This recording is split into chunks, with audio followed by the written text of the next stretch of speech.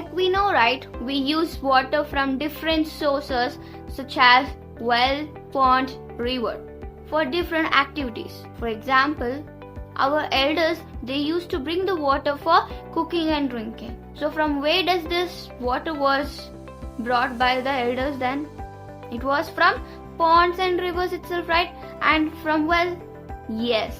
But if this water is not pure, then it is not fit for drinking. Then it means that the water is polluted.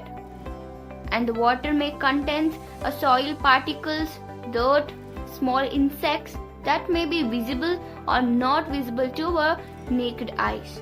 But where does this dirt comes from? See, this dirt comes from washing of utensils and clothes, pesticides and fertilizers, and industrial waste make this water polluted.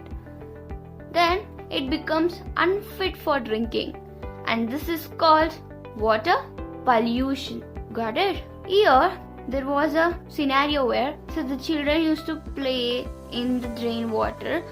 So what happened? The grandma told the children that don't play with the drain water. Here, why did the grandma tell to not to play with the drain water? Because the water was too dirty and it may causes infection. Where one of my neighbor Ramesh, he got infected by cholera because of the polluted water.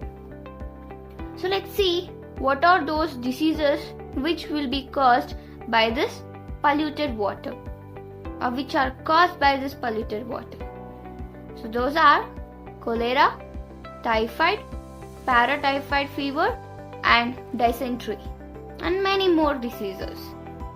So let's see a detail about these diseases in our next class.